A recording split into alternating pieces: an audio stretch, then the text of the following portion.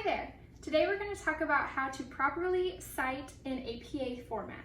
We're going to talk about an internal citation with no direct quote, an internal citation with a direct quote, and also a reference page citation. So let's go ahead and get started. So to start off today, I want you guys to know that our author for our article is Joseph DeVito. The year he wrote it was 2016, and the page number that we are going to reference in our quotation is 317.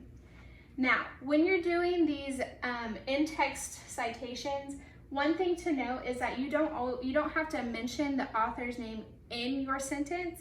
You can also put it in the parentheses at the end or anything like that, but I prefer referencing my author in my actual sentence, so that's what you're gonna see.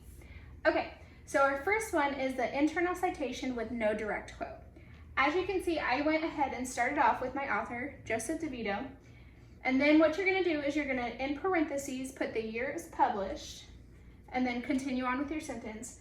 Concluded that confirmation bias limits evidence that does not support one's theory and therefore leads to biased results.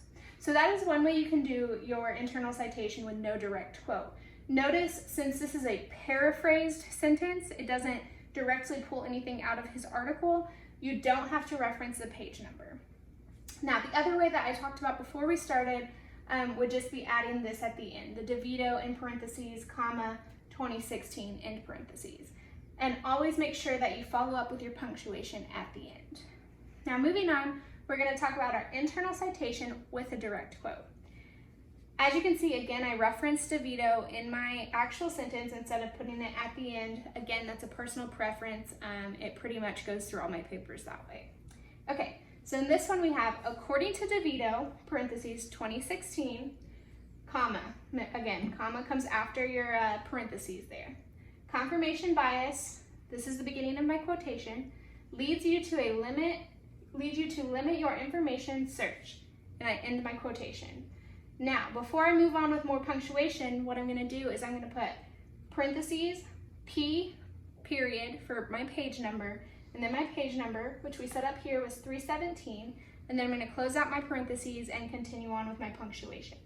If that was going to be the end of my sentence, I simply would have replaced this comma with a period, and that would be that. But since it's not, I went ahead and put my comma, thus leading to a biased outcome, end my sentence with a period. So that is the way you can do a direct quote. This quote is under 40 words, so it doesn't need a hanging indentation. If it was above 40 words, we would do a hanging indentation, but since this is just a short quotation, we didn't have to. All right, now our reference page citation. We're gonna do this because it doesn't fit on the screen, we're gonna do it in sections. So what you're gonna start off with is your author, his last name or her last name, comma, first initial, period, and then you can also do their middle initial if it's provided, period. Now, when you're doing your reference page citation, notice that you have a period after each part of it. So you have your author, you have your date, and then you have your title, your publisher, okay? So keep that in mind.